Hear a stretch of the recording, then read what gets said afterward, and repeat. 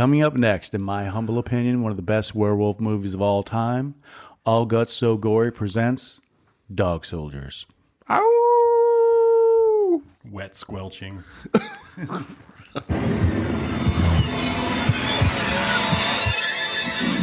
are some places you really shouldn't go. Oh, shit. Those things out there are real.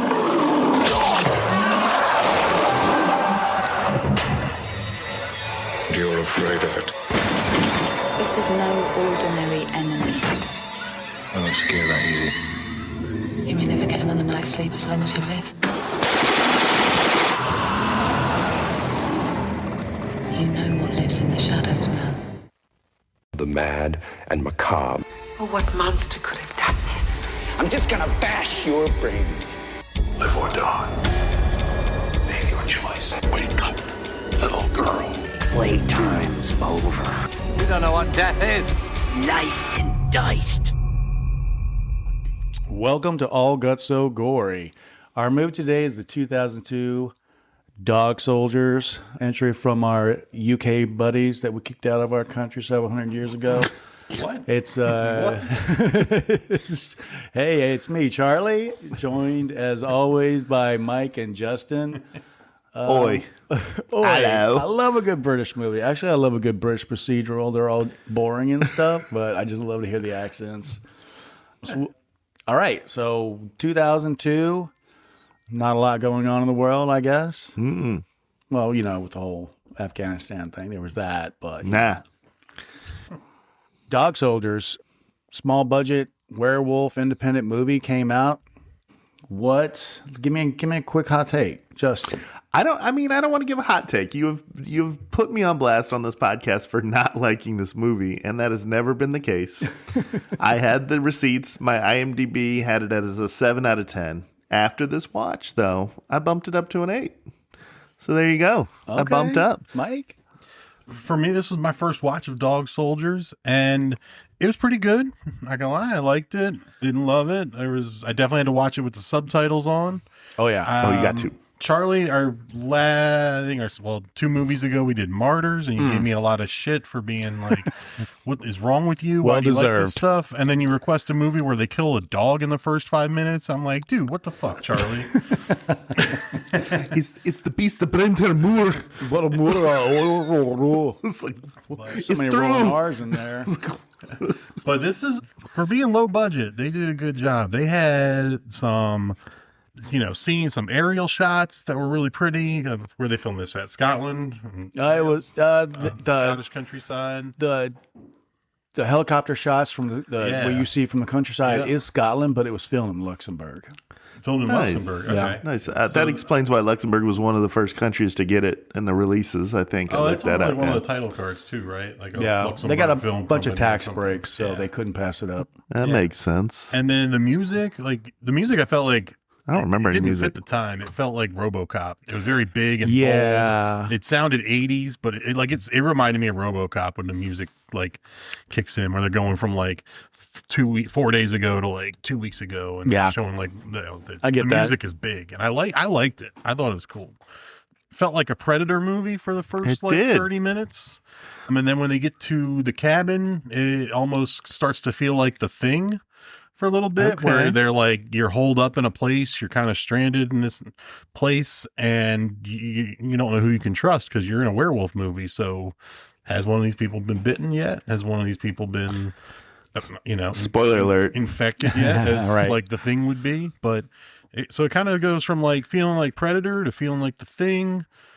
And dude, I love guts and gore and goop and Define goop for Arterial us. spray. arterial spray. Lots and, of it. There is lots of guts. There's guts. This is a gooey one. When they open kinda the back gooey. of the Land Rover, and it just pours out. I'm like, Yeah, they're not fucking around in this movie. So I love a lot of that stuff. There's some other stuff I can nitpick, but a lot of this stuff was up my alley for being like a werewolf film, which is not my favorite subgenre, I'd say. As I don't know, I'm sure you came into this research on your own, but this is his first feature-length film for Yes, Neil sir. Marshall. Obviously, I'm a giant fan of The Descent, which is why I picked it earlier. So this is one of the first ones that we've done. I think this is our second movie where it's been the second director on our cast. James Wan being the other one. But yeah, so I mean, Neil Marshall, we might have to make a case for him towards the end here.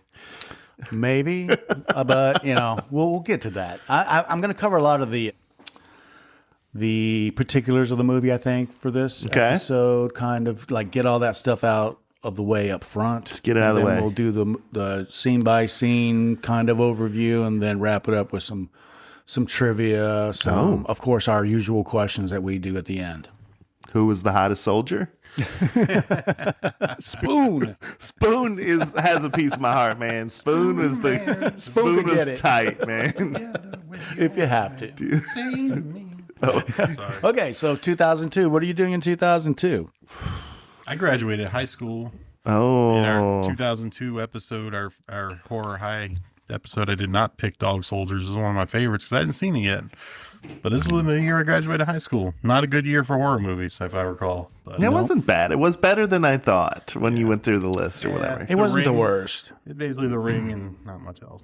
Yeah. Was Signs? Dog Soldiers. Dog Soldiers. It was Signs too, right? Signs, Yeah. Signs. We'll have to do an Dog episode Soldiers. of like what was the absolute worst year for horror. Oh. I mean, that's going to be actually tougher than equally as tough as the best year. Well, we just did Fear Years 2020, and we were reaching on some of those. Yeah. By the ninth pick, we're like, I don't know about this one. You're like, this one starred Tom Cruise's cousin. No, that was a different podcast, wasn't it? So this movie was actually not released theatrically in the U.S., which bummed out what's his head, the director, Neil Marshall. Right. When did you see the movie first? Mike saw it first this week. Yep. I saw it when did I start knowing you? Was that like 18? 2018 or something like that? You and Mary both talked about how good this movie was. And I took that as being like, oh, I've never seen this, so I need to rush out to see it. And I think that kind of initially hurt me, the viewing, right? Right. You give me a lot of shit for this movie, and I think that was because of your initial reaction. We pumped it up so much and watched it, and you're not a werewolf movie guy too much? I don't. I listed some werewolf movies just in case we ever do a werewolf genre podcast, but I liked it, more this time. The first time I was like, why is it grainy? Why is it? And I found out, obviously, that's supposed, he wanted it to look grainy and gritty and shot on 16 millimeter. And I think it could have benefited from a smoother shots, but obviously that costs more probably too. In the cabin, some of the shaky cam during the action sequences, I don't know, it didn't take me out of it, but I was like, man, this is distracting. Well, when I was watching it on, I guess it was Amazon that I was watching it on, but it almost looked like damaged film, right? There were roller scratches on it, which, if you know, like when you're threading a projector or whatever, there's a certain way you have to do it or you'll get these scratches on it. And that's what it looked like to me, as damaged film from a projector. But, it all worked. It was good. Yeah. So that was 18 was 8 years ago? Yeah. So about 8 years ago, I saw it for the first time, and then again yesterday. So, in the past few years, Justin has always brought that up as, remember Dog Soldiers? So that's why I like to give him a lot of shit about it being his favorite or his most hated movie of all time. All right. My relationship, where did I first see it? I think it was one of those Blockbuster Blu-rays that I picked up off the shelf. That and Equilibrium were probably the best two finds that I had never heard of.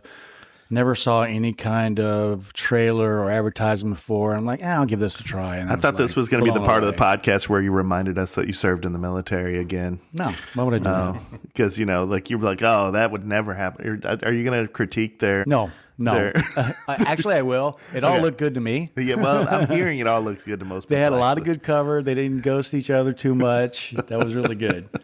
Let's see. Movie tagline. So the one that I saw on the poster... I saw 6 men, full moon, no chance. And then I saw like a quote. I thought that was the Full Monty tagline. Then I saw like a 6 It hogs. looked like it was a quote. Full moon. Yeah, it was a quote on the poster. A bitch of a werewolf movie. That's the one. Yeah. Then I saw one more. Did you get the other one? Imagine. Yep, that's the one. The one on the poster. Imagine. 6 Men, Full Moon, No Chance. Yeah. Attacking cinemas everywhere. May 18th. And I saw, imagine you're leading a 6-man squad on a routine army exercise, and it all goes horribly wrong. Yep, it did go all horribly wrong. It did. So this was, the first release was in Belgium at the Brussels International Festival of Fantasy Films, which I'll just go ahead and throw the award out there. It won the Golden Raven, which is the top award at the festival. Nice. Which, I mean, we've watched a couple movies at horror conventions that were all shite, to put it in the UK I feel like we need to vernacular. go to like the Austin Film Festival or like a Toronto one. Like I think we need to go to one where you're expecting to see good ones and not like, Right, somebody's project movies. Right. They just Yeah, like yeah. film out in the middle of the desert as if it's once a subdivision. this podcast hits 1 million streams, we'll make a we're trip almost to there. You want to Austin. go to the Granite City Film Festival? No. Okay, so a little trivia on the casting. They tried to get Jason Statham as Cooper. He was working. He decided to do Ghost of Mars. John Carpenter, probably the right choice, considering that this movie never even hit the theaters in the U.S. But would it have? It might have with Jason Statham in it. I don't know. He's a pretty big star at this Yeah, point. he'd already Didn't he have done Italian Lock, Job Stock, under him? and Italian Job, I think, by now. Yeah, I mean, he got Ghost of Mars. That was, in all his movies. So Yeah. I'm not going to lie, I don't recognize any of the actors in this. Oh. you don't. No. So this will be fun when you guys It'll be fun. Yeah.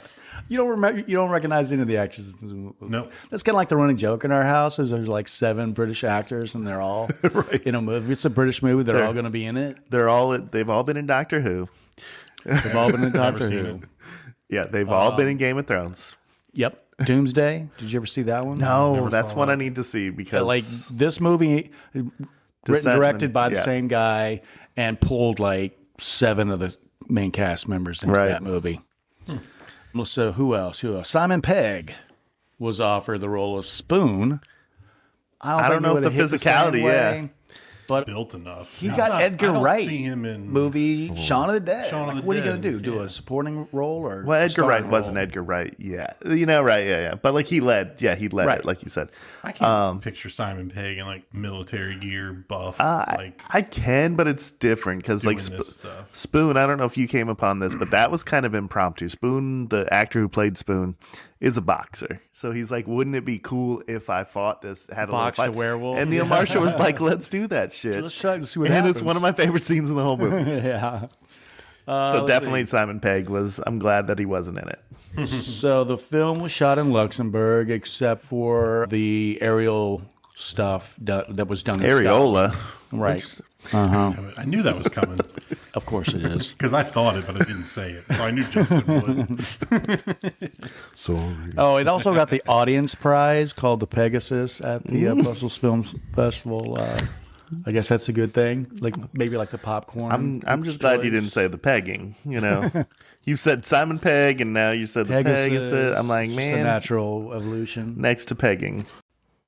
Okay, so it cost about $2 million to make, and the worldwide box office was only like $3.5 million. So, I mean, it made money back, and probably wasn't a whole lot of advertisement. So they probably made money on this movie, but never saw the theaters in the U.S. I mean, that would have given them another $10 million at least, and that would be a bad showing.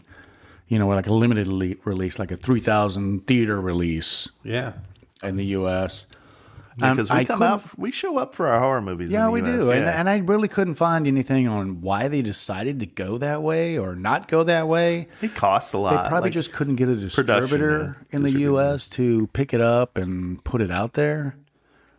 But, that's only theory. Well, they had a I have hard no time. idea. They had a hard time finding a film company in England that would shoot with them because at the time it was more in vogue, if you will, to do like Jane Austen movies or timepieces and period pieces and rom-coms and things like that. So they weren't doing a lot of right. They weren't doing a ton of horror movies. It was considered kind of gauche or beneath them.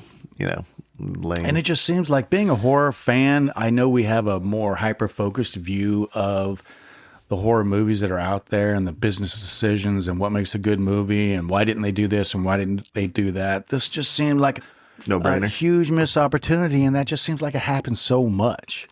Like, you know, there's the artsy drama, there's the money-making action movies, there's the thriller movies, just, you know, to keep people's hearts going, I guess, as they get old. And then there's the rom-coms, which are, they make money usually, and they're, you know, easy to advertise and get people in seats. And then it seems like horror, if you don't, I mean, how many horror movies have we done on this podcast already that, like, nobody wanted to make? They had like a $2 million budget and then show up against the better advice of every Hollywood studio executive and make $150 million and become part of pop culture where people quote them. Yeah, I mean, yeah, it's definitely like a niche thing, and I think it's like when you like horror movies and you meet someone else that also likes them, it's automatically like, oh, did we become best friends? Like, let's talk about it. Yep. Do karate in the garage. It's like that. to show you my night It's like vision that when goggles. you're, when you're a wrestling fan too. Like, you don't really talk about it, but then when you meet someone else that is, it's like, oh man, like it's Poor exciting. Poor Mike at every function's like, do you like Goldberg? But It's kind of like, so I listened to this podcast. Is it called I'll Gut So Gory? And I want to, you know, I like them. They're good. And it doesn't really, they're not really our competition. So I don't feel bad about putting them out there. Say they put 'em out smart. there. My Favorite Murder we're all about is a collaborating. podcast. And it was started basically the same way. The two women that run it, I think the story is they were at like a party and, you know, they're big, not horror movie, but what do you call it? True crime. True Yeah. crime fans. And they just kind of like that scene where across the room, you just see that other person, you know, or it was in like a conversation and they started talking. They were like, what's your favorite murder? And like everyone else around them was Sickos. like, what? Sickos. And kind of went away. And then they just started talking about their What's your favorite murder? true crime The event. Black Dahlia. Right. Do you have Jeffrey Dahmer's rookie card? His rated rookie, his up and coming card. All right. Anyway. We got off Shout on a out tangent. for My Favorite Little Murder. So the director / writer, Neil Marshall, his big stuff, Dog Soldiers, The Descent in 2005, Doomsday in 2008. It's kind of a post-apocalyptic UK where there's like a Mad wall. Max meets horror, Yeah, and on right? the other side of the wall are the bad guys, which is kind of like Scotland. It's just devolved into a whole... I'm going to Everyone watch for it. themselves, and I thought it was pretty good. And it's got some interesting probably stuff have seen going it. on in it. That He Centurion. Was that Centurion The was after that. Centurion, He had a good little run. Yeah, and then he did Hellboy 2018, The Lair, which I had never heard of before in 2022, but Sorry. I looked at it. Sorry, Neil. I started watching it and turned it off. Oh, you did? It was bad? It's Damn. not good. Well, at trailer least the kinda acting. looked good. I'll maybe give it another go, but I'll try it. I had to stop it. So, anything else on Neil, our buddy Neil? Just we talked about a little bit in The Descent. He did some episodes of Game of Thrones, some episodes of Westworld, Really Constantine. big episodes of Game of Thrones, like big battle scenes. Yeah, right? so yeah, he's accomplished. Yeah, he's good. He's well loved. working. Yeah. He's still working. And before we get too far, I think this movie begs a remake. Remake or sequel? Remake. Okay. They made a sequel. No, they wanted I think, to. It was I in think the the works one you've seen for like the better part is of a not decade. associated with them in some way because okay. I just watched like a 20th anniversary gathering of like some of the people and they were asking when we're going to get a sequel and he's like, Oh, you know, okay. I thought there was a sequel. there's something called looking like this up. Dog Soldiers Legacy or something, but I don't know if it's affiliated. Well, the thing with the sequel is they were like in works to write, and they had like a green light and had a budget, and were talking about it, and it was on the internet and posted places. So like a 2005, and then it got 2008.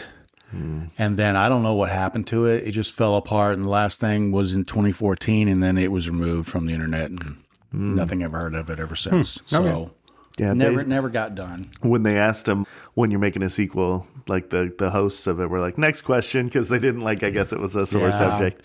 This one frequently appears on best werewolf movies ever made lists. Yeah, top 5. I don't know if you guys have seen the list with it on it, or did any. I have seen the list. You want to give me your top 3? It kind of depresses me that the list is so thin, and it's kind of an underrepresented genre. It's tough to do right, I think. I think it's tough to do right because it all hinges on what the werewolves look like, right? And sometimes it can get hokey, right?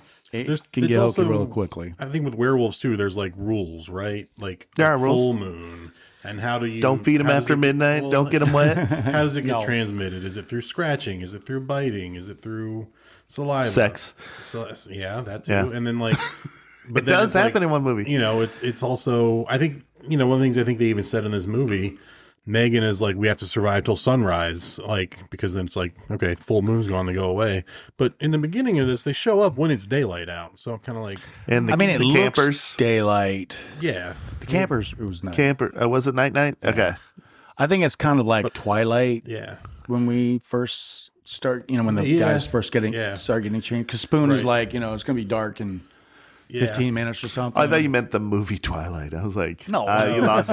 You lost me at kind of like Twilight. No. But there's rules, I think, with werewolves, just like vampires and zombies have rules. And if movies take too many liberties, that maybe upsets people, I guess. So what's the top 5 list say? Silver Bullet. Oh no, that one's not on my top 3. I mean, I saw these were taken off at 25, but like obviously American Werewolf in London is quoted or is referenced a lot. The Howling is referenced a lot. Howl, a newer one, is referenced. British. Yeah. Wolfman. Ginger Snaps. Yeah. Underworld. Just things with werewolf representation. Yeah. Underrepresented, I think. I agree. Yeah. Okay, so... Is this your favorite? Is this my favorite? Werewolf. That's hard. It's in my top 5. Okay. Definitely in my top 5 for werewolf movies. Mike, do you have a favorite werewolf movie? I really don't. It's just not my favorite subject. Hotel Transylvania? I hear you. So, this one, I like this one. Neil Marshall said the best transformation he ever saw was American Werewolf in London. The best werewolf he saw was The Howling, but they didn't use them enough in the movie. So he wanted something that was kick-ass and visible a lot in the film. I watched The Howling within the last 6 months, and I remember being like, just didn't do anything for me. Well, I'm going to pick that movie because there's a scene in that movie that lives in my head rent-free all the time. It probably was the scariest moment. I'll save it for that episode. There's a awesome documentary. I think it's on AMC or something that has like top 50 or top 100 best scares in movies. Have you seen that one? I have. Howling's reference. I think the scene in the office. In the maybe. office, yeah. Don't say what it is. Okay, I won't say it, but it's in an office. Yeah, that one has got me for sure. All right. Leading cast. Koopa.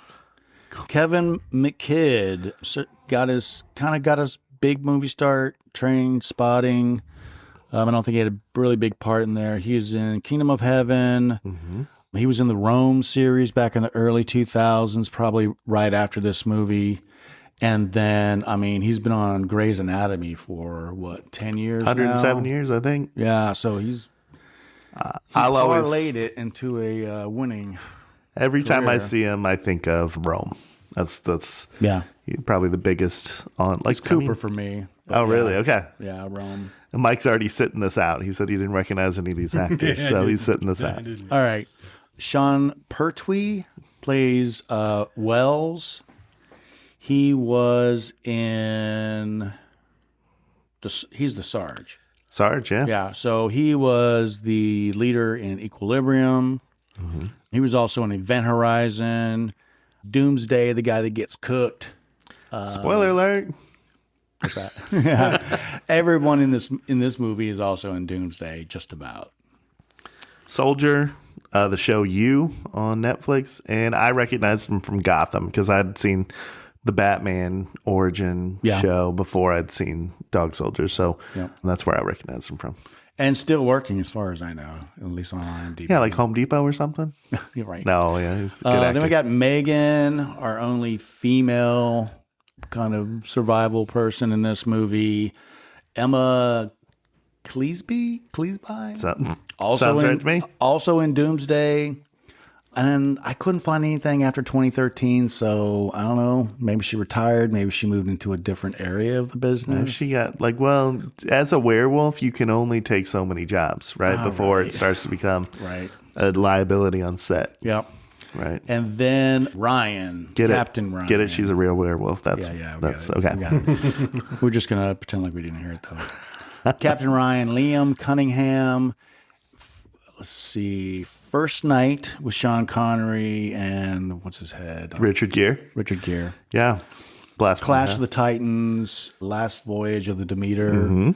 And Game of Thrones is where I really saw a lot of him. He was like the aide de camp to the guy who was screwing the Red Witch with the daughter that had the Stannis is what his it was Stannis something or other. Baratheon maybe or something. Stannis. With something with a B. He was the brother of the guy who the one that got killed. The one that got by the shadow baby that the Red Witch popped out. Anyway, if anybody's seen Let Us Pray, have you guys seen that movie? Nope. Have you seen that one? Movie? Nuh-uh. It's a what? Is that a salad movie? A salad movie. Geez, that gets a hats off to Mike there. That's right up my alley. No, it's like a stranger gets arrested and taken into a jail, but like it's by design. He knows the shit that he's there on purpose, right? And he kind of torments some people that are in the jail. It's great. It was really good for something that's kind of under the radar. Okay. Mike took another swig of some whiskey, and he's making that bitter beer face, even though it's... Did you piss in that? All right, then we got Bruce, played by Thomas Lockyer. I haven't seen anything from him since 2010, so this was his movie, and I mean... I didn't even put him on my list. A lot of people have non-film careers after being in movies. I think this is one of them. Spoon, Darren Morfitt, also in Doomsday, of course.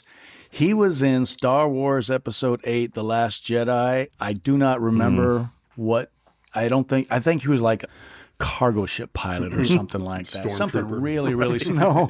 Something really small. Somebody lifting a box in the corner. Right. And said, hey, this is heavy.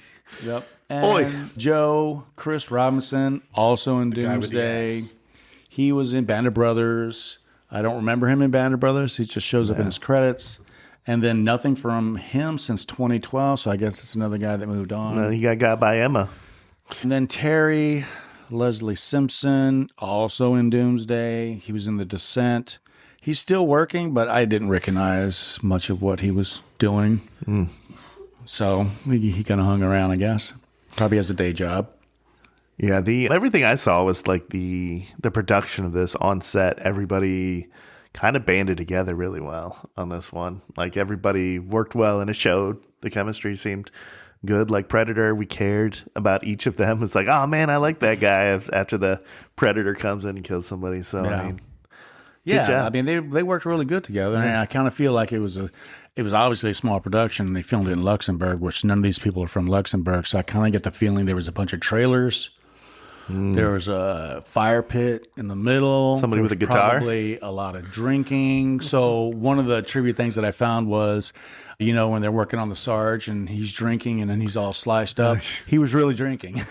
He was drunk. He was drunk as shit when they were filming this part. That was his idea. Yeah, he wanted to be drunk for the scene. Got his nose broken. Did you hear about that? During the punches. Yes, he got his nose broken on that one. God. Dude, that looked like a good shot. I guess it was too good a shot. Too good, yeah. Fun fact, Neil Marshall pitched this to most of the actors, to Sean Pertwee, and them. He's like, I'm making a soldier movie, and they're happened upon by werewolves. I'm not making a werewolf movie. I'm making a soldier movie with werewolves. So, I mean, and it felt that way. This is a really good premise. I'm more of a monster guy than a slasher guy, and just like Mike, right? Right.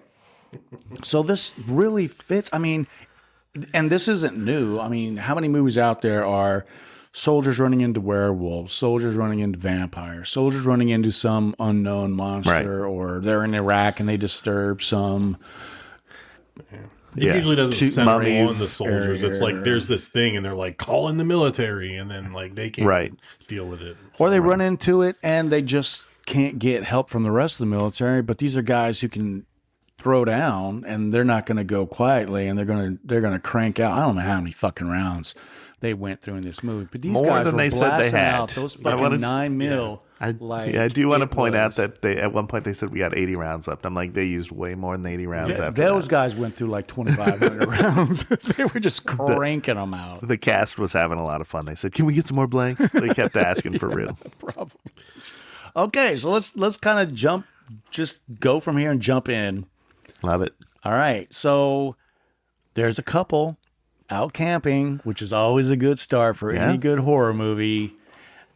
They're in their they're at the campfire. They having some kind of he's getting a good job type thing, and she has a gift for him. And I don't want to pile on to the British and their teeth, but this guy looked more like a hockey player than some guy who's going to get some high paying white collar job because he had summer teeth. Some are here, some are there. What do they call those in England, I wonder? Teeth. Come on. I'm sorry, guys. Sorry, England. That is a horrible stereotype that we love to use here in America. Don't, you guys don't have say yours we. about us. Don't say we, Charlie. That was all you.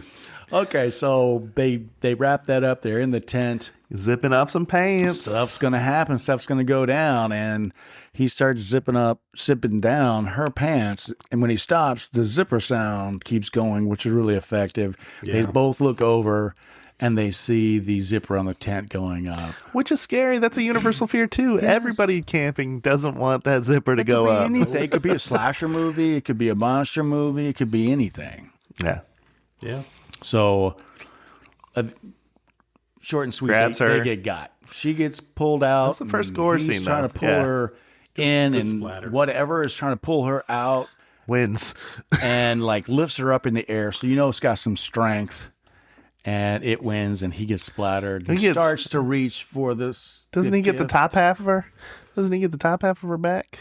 Or was that not right? I thought there was a limb ripped. I thought there was something that he got to hold on to for a souvenir. I don't remember that. Oh, yeah. Reaches for the new gift. So, reaching for the new gift, which turns out to be a silver letter opener. Okay. Remember that. And he doesn't make it, and he gets got. Yep. Right? Remember that for later, guys. Yeah, it'll come back. It's a little foreshadowing, they call it in the biz. And then we find out, what was it, like 12 hours earlier? We cut to Cooper. Is that what we're jumping to next? Yeah, that was next. It's the same day or yesterday or something. It didn't really give like a big time. Like when they show up, when the troops show up in the middle of the first act, they say 4 weeks later. 4 weeks later. Or one but you full kind moon of got later, the feeling that it's happening almost at the same time, or a scene that is so important that it just has to happen with no. This is 24 hours. It was not important. I mean, it did like so many hours before, but yeah, it wasn't a big, it wasn't as marking as exactly a full moon later, right? Yeah. 4 weeks. Mm-hmm. So they're supposed to be in northern Wales, and the guy's running around trying to evade being captured. He gets captured. So this is kind of like some training exercise in the military. The top guy there, Captain Ryan, who Captain effing Ryan, show up later in the movie. Captain Dickhead. I mean, you did a pretty good job. You were 23 hours and 47 minutes, and you're at the top of the class now. And then I guess this guy has something about dogs barking because he's like, he comes back later in the movie. The message he was giving him is, we caught you with this dog, so you're going to need to learn how to take out our ability to get you. Yeah. Right? And that means, in this situation, let's snuff out this dog. So he tells him to kill the dog. He's like, fuck you, I'm not going to do it. He gets kicked Cooper. out. Yeah, he's a big puss. They don't want him. And then the guy turns around and shoots the dog anyway. Yeah, Is whole he a point. big puss, or is Captain Ryan a giant dickhead? But They're not mutually it's exclusive. This tells us we are dealing with a man of conscience. I think Captain Ryan. This is a training exercise. You do not need to kill the dog for Right. blood. Right. And he's like, I need to know you can kill a dog. If you can't kill a dog, how can you kill a person? Yeah, if you can dodge a wrench, you can dodge a ball. So if you could kill a dog, Clunk. Cooper's like, there's no reason for it. I can kill a dog. This There's a one reason doesn't I'm have killing a person if we're out there in a real situation. Like, Yeah, there's a so- reason to kill this And then when it dog. comes back later, I'm like, oh, that guy just really didn't like dogs because those dogs aren't cheap. The training's not cheap. Right. Was it a Malin or something, or was it some kind of shepherd? Maybe. It was some kind of Scottish like a Terrier. Belgian I really don't know shepherd. dog breeds that well. It I was just shepherd guessed based on the size, shepherd location. look, but I don't think it was a German It was shepherd. a McDonald Terrier, is what it. Luxembourg shepherd or something. Yeah, it's setting the stage. We've got a borderline evil leader here, and we have a good man, basically. Right. Okay. So then we get 4 weeks later, helicopter scene, probably like 10% of the budget is just to rent that helicopter. Probably. Fly it in and get the right Right. take. Drops off a bunch of British soldiers. They take up position. They got the yellow barrel caps that you use with blank rounds. And so they're on some kind of exercise and they're Right. taking up position. Nobody's happy about it. This was a Right. impromptu exercise, right? But we see Joe's going to miss the most important footy of his entire life. it's England versus Germany, man. It's like a World Cup qualifier. Easy. But it wasn't the World Cup finals. we No, don't it know. was not. Maybe it was. And this is like, I mean, like soccer fans. I got plenty of friends that are soccer fans, and they will get amped up if like the United States is playing somebody in a friendly, quote unquote, which means the game doesn't count For shit, right? for shit. It's exhibition. Sometimes their star players won't even play, but it's supposed to be a measuring stick game. But if it's like the NFL and it's a preseason game and the star players don't play, nobody gives a fuck. But in soccer, they're like, It's- this is the biggest game of the year. Well, first of all, it's footy. Okay, relax. It's footy Not footy. here. on the It's telly. Right. not on this podcast. It's not. Okay, so Anyway. we're learning who all the people are and kind Yeah. of getting an idea of their personalities and how they all fit together. And they seem like a pretty cohesive bunch of guys. You got the grizzled old Sarge, you got Spoon, you got Joe, you got Terry, you got Bruce, Cooper. of course Cooper. I feel like I'm missing somebody. Yeah, I think. But I mean, you did good. That's good. I'm impressed. Unimportant. Yeah. There's a British band that wrote a song about that football game. The Beatles. football game. Was it the Beatles? It's called The Business. And It's called England 5, Germany 1. They wrote a song about that Really game. about That's how that? much that That's a World fun Cup fact. Good. qualifier game meant to England. Good pull, Mike. Nice. Yeah. Okay, Well, at the end credits where they show like the newspaper headlines, like, Yeah. the one says like England 5, Germany 1, and then like the small print is like Cooper and like what yeah, happened. front page on the Werewolves newspaper. attacked by There- unit. Werewolves there's a ate my punk rock squad. song titled like England 5, Germany 1. And it's Nice. a chant, and they make fun of Germany for World War II and some other things. Whoa. Yeah. I mean, you can't try and take over the world and kill that many people and not I mean, that's true. take your lumps for the You gotta next have some Exactly. thick ass century skin, at right? least. Okay, so they're on a training mission. They're running around. They set up camp. They're telling stories. Sarge tells his story about the one guy who got the tattoo of Satan on his ass. Stepped on an anti-tank. Just vaporized him in bits and 100-meter square or 100-meter circle of blood. And then they found the perfect patch of skin with old Nick showing his asshole, laughing at him. So this Sean Pertwee was 100% confident that they would cut his 4-minute speech on this one. 'cause, It was so but it was good. really good. It was really good.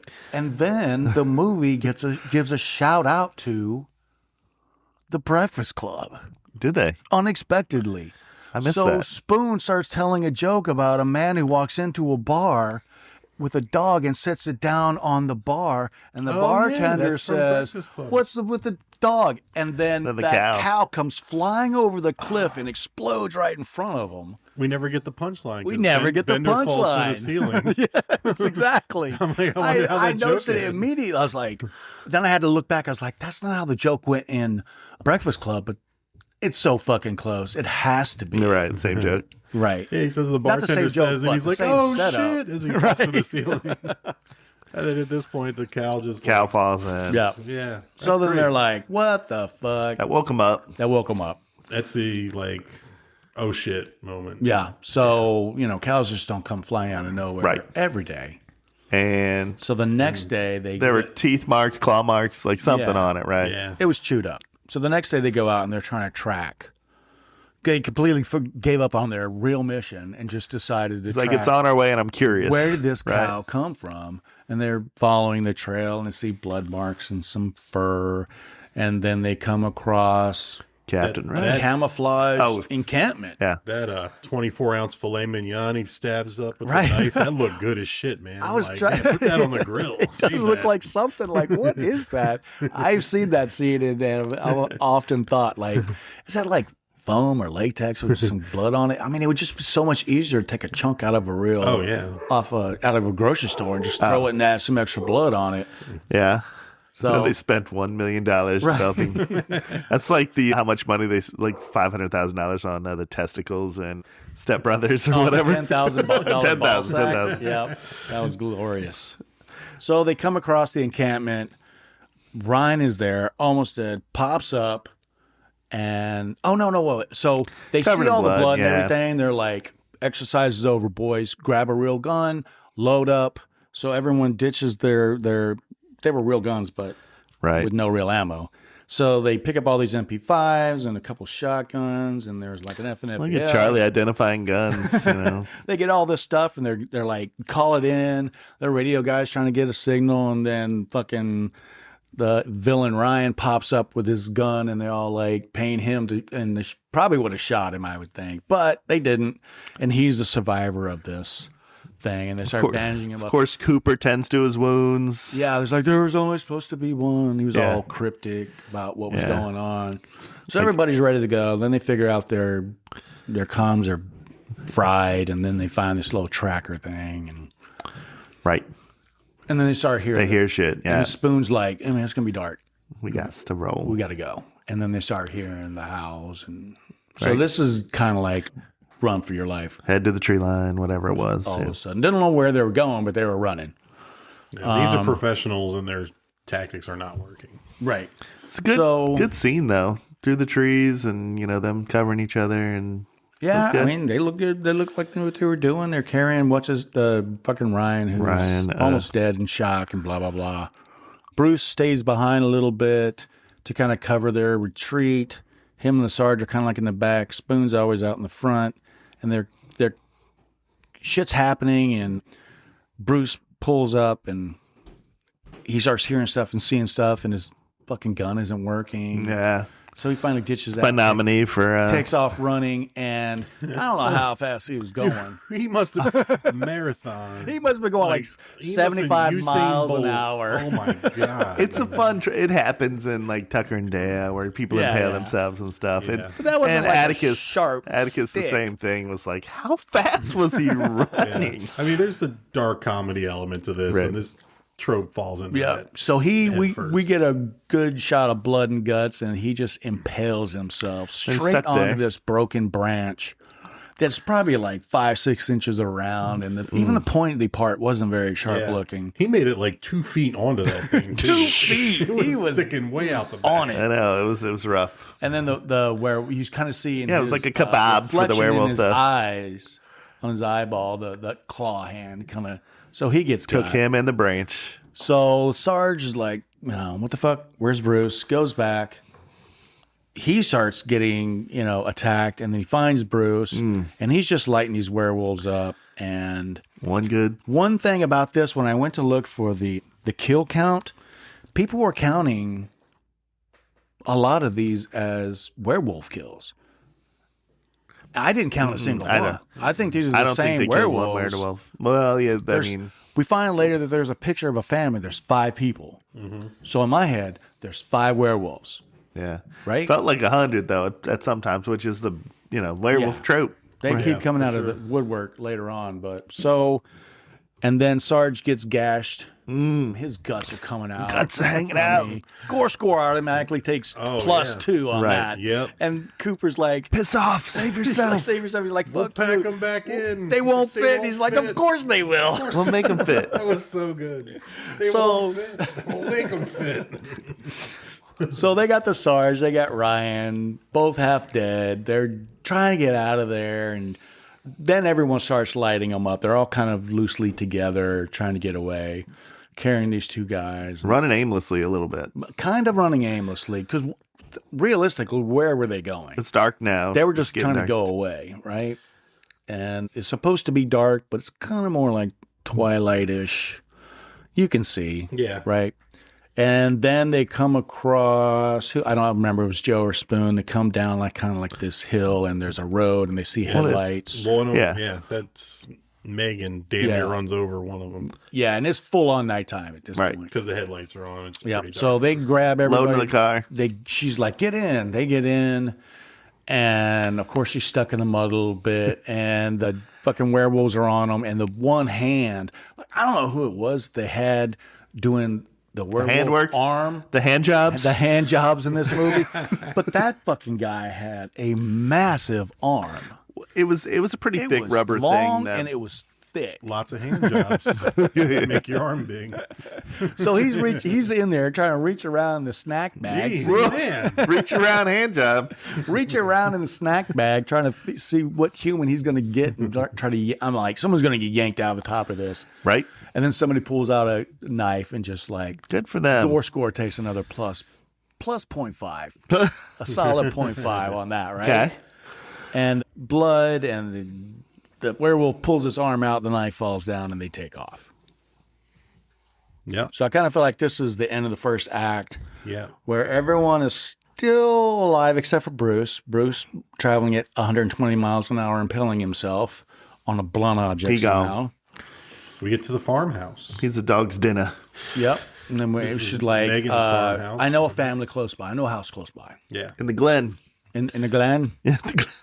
So they get to the house and They get to the Alamo, basically. This is where their holdup is. Yeah. right. This is their Alamo. What are you guys thinking so far about this? Well, it's exciting. I like it. I'm It's like, into it so far. Like I said, it felt like Predator. Like when they're chasing through the woods and you get the POV from the werewolf, or you're colorblind. It's like the POV of the Predator, man. With all the vivid good colors, good and night shit. vision and colorblind. Yeah. It's like the same thing. I'm like, dude, this is like Predator movie. Fucking looks great. I'm in.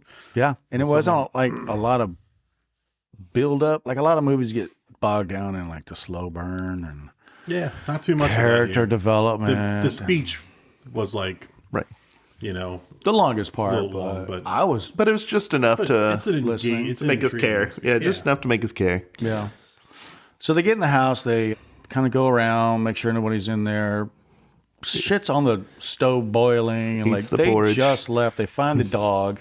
Yeah. They find a dog. Which yeah, Cooper was like loving on that. I'm like, come on, man, let's get back to the movie. I'm like, we get it. You love dogs. You don't want to kill them. Right.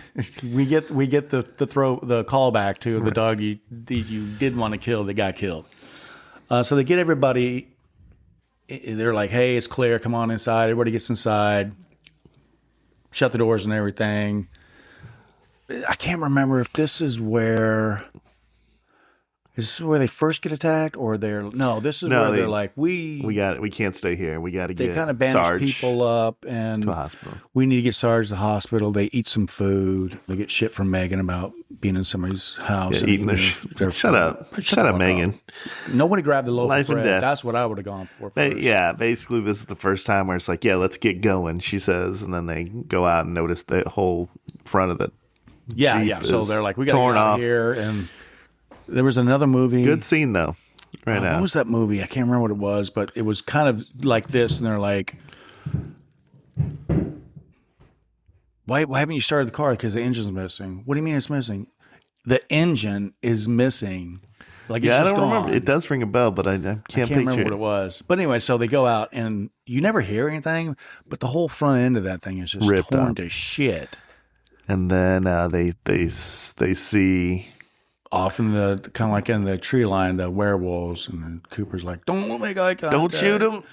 And the guy's like, To "I Spoon. can't help it." Spoon, yeah, I can't help it. So he goes back inside, and Cooper just like I was gonna say waste some ammo, but they clearly have like 15,000 rounds on them. He got a lot of rounds. Because he just sprays everything, runs in, the car catches on fire and blows up. And Megan's like, that was my car.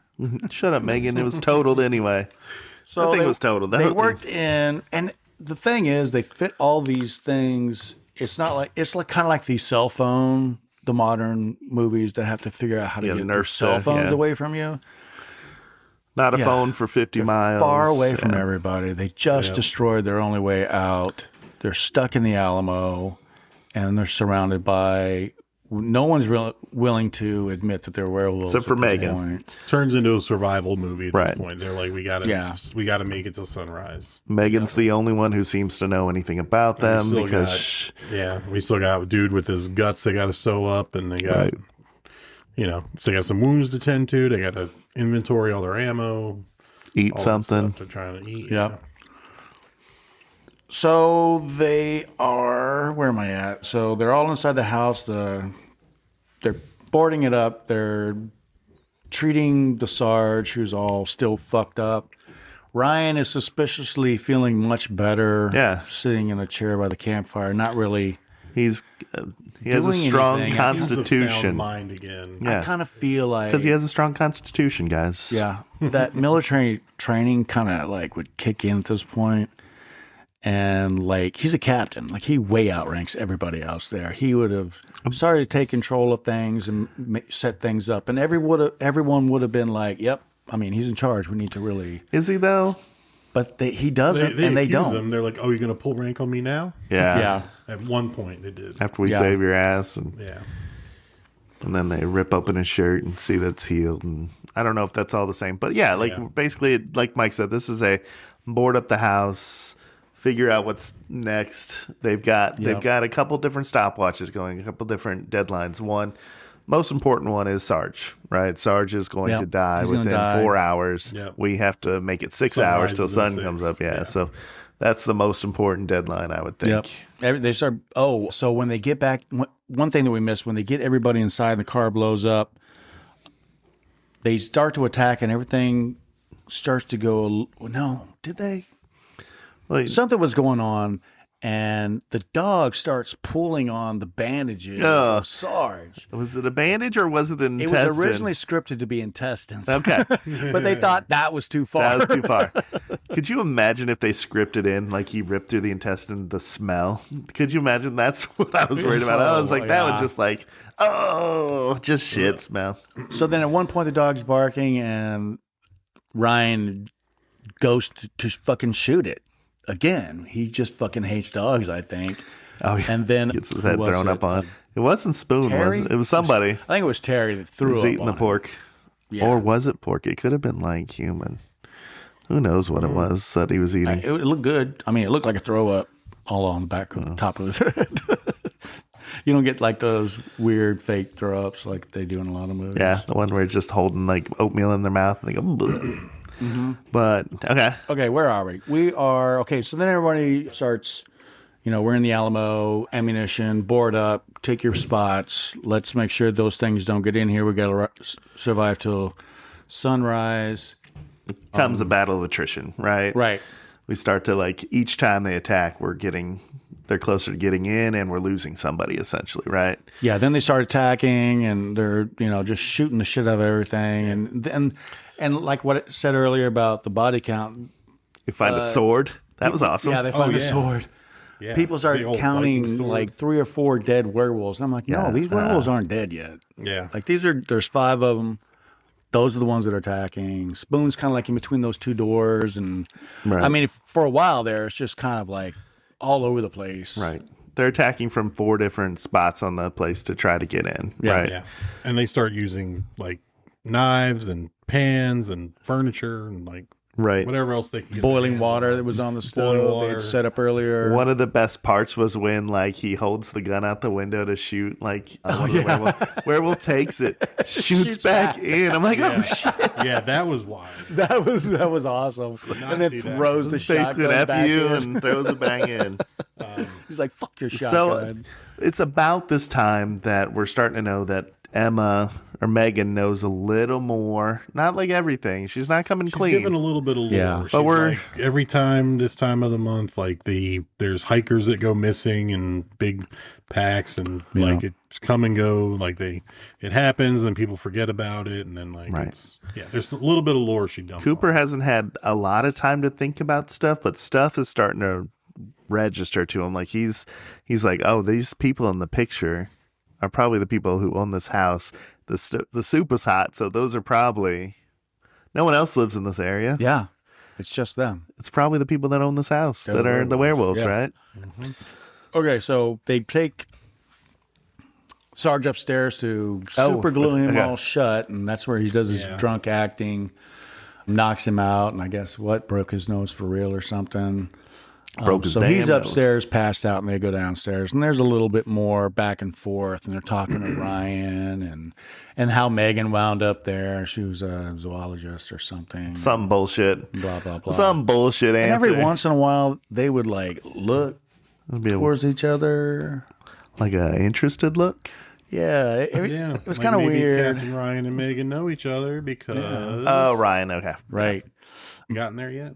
Not yet. We're almost there. We're right there. So was it the first attack where Terry gets got? He gets Yeah, I grab think him out through the window because he was like all proud of their work, and then like the shades fall and they rip him out the window, right? Yeah. Yeah. So Terry's gone. We just assume that he's dead. They want to go after him, but Ryan's like, "You guys dead." They You take know him to that." the garage. Yep.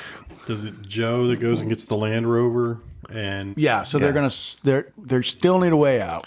Yeah. And Megan, who he backs the all Land of Rover a up to, sudden like, the remembers door of this the window. Land Rover. Oh, the owners have a Land Rover out in this garage. So then they're going to create a diversion.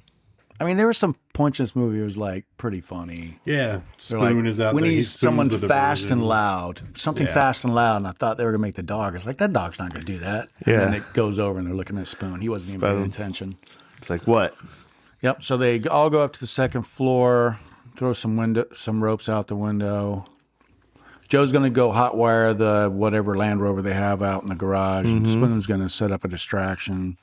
Plan seems to be working. They go after Spoon. They tell Joe to go. Joe goes, and he runs out to the garage, and It worked. gets in the Land Rover and cranks it up, and lights come on, and there's Terry getting like still alive, getting It's like eaten he by was a being eaten. werewolf. You know, Yep. you wonder if their goal is to turn people, but no, they're eating him. They're eating. No, Terry. they were just turnings by accident. Yeah. Seems like. So then it bites. It literally shows it biting his head off, and then throws Throw the it. head. Now that was a Throw it. full point and a half, 2-point gore score bump right Oh, there. big splatter on the windshield. Yep, He and the turns the heads. wipers on, and it's The head's kind of like looking So- at him. Looking at him. And they show it looking at him a couple times. So the werewolf gave him head. Is that what you're saying? All right. Give him a head. We're going to have to talk to you head. after this podcast. And he backs it up to the house. Backs and it up to the then house. I think he gets got. Well, he's like, "You're right behind me, aren't you?" But you could hear the breathing breath, yeah. and see the mist, like the hot breath. Yeah. All right. And then he turns around. He's fucking going to take him on. he's gonna try, Doesn't go so well for him. but good on him. Yep. But I love the part when they then come out and open the door to the Land Rover to get in, and it's just the goo comes spilling out. So much Goo and blood. a lot of blood just So comes good. spilling out. So good. Joe's all ate up, and there's a werewolf. So they Yeah. blast the werewolf, go back inside, and then it's just more mayhem. More mayhem. Just attacking again. They hear crashing upstairs. They're going after the Sarge. And one thing that I read is that, there's the guy with the arm, right? Mm-hmm. But then when you start to see the werewolves in their full head to toe, Their glory, standing their whole there, glory. They Okay. didn't use stuntmen. They used dancers. Dancers, yep. Because they wanted them to look Graceful. and strong, but graceful and nimble. Right. Yeah.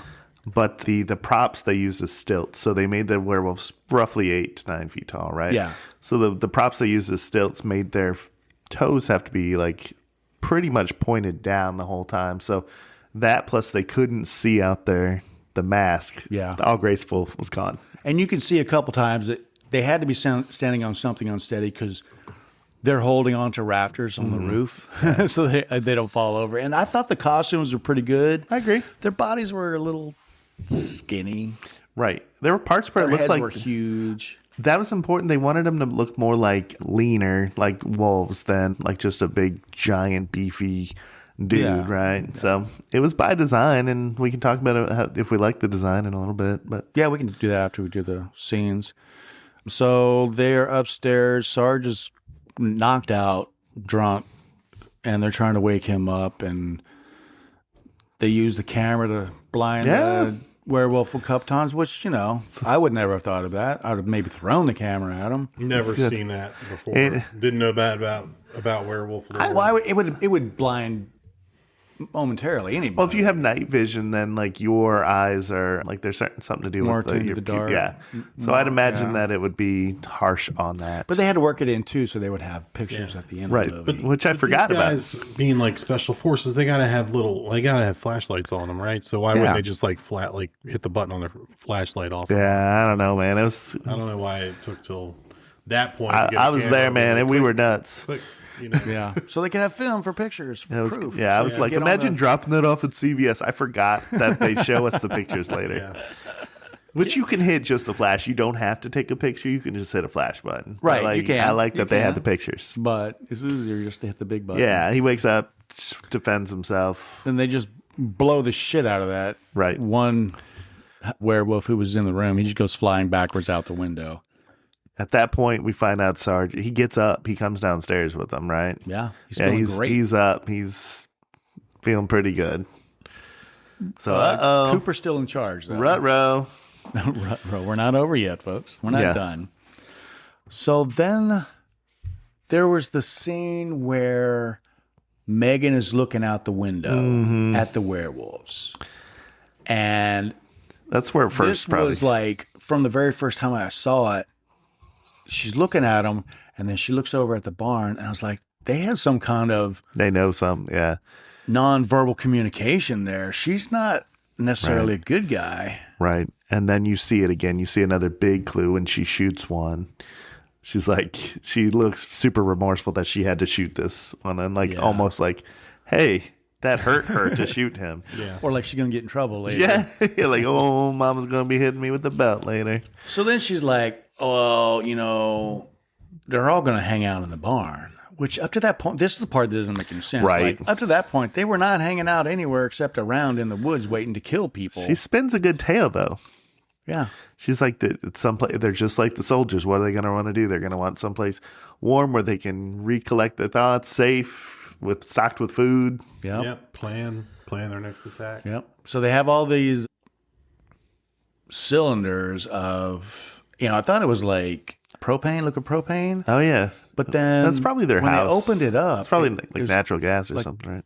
It was liquid coming out. Like, Was it? Yeah. Like, Oh. is it like a fuel oil? Is it diesel? Is it gasoline? Unknowable. It was really flammable and liquid. I think that's So the idea is to put this inside the back of that little Range Rover they stole earlier, still full of Joe guts everywhere. Joe and They're guts. going to drive it into Joe a Mama barn guts. and blow them all up. yeah. That's their plan. That's what I would do. So I would think that like this, you don't run a gas line out to a place like this. So I think it's all like what they use to heat their house and use for their stove, whatever gas that is. And Yeah. if the nearest town's Heating oil. what you said, Yeah. the nearest town was like a 4-hour drive. Yeah. How do you get gas for a Range Rover? I don't know, man. You drive 4 hours, Yeah. you fill it up, and drive back 4 hours, and then you have like You're 2 empty. hours. You'll never make it And back. like they could have a pump on property and have it delivered. That's what I think those. My aunt growing up, she lived on a farm way out in the sticks, and they had gasoline delivered to like a 200-gallon tank, like in the near the driveway, like somewhere. I mean, they lived like way out. Yeah. So they'd have gasoline delivered to this giant tank like a couple times a year, I guess. Did you pull up there for free So they gas? Were you like, give me that free gas, yo? No, I wasn't driving yet. By the time I was driving, wasn't there anymore. But we had, but yeah, they. I guess if you needed it or like needed it for the farm equipment and stuff like that, they that's what they used. That makes sense. Yeah.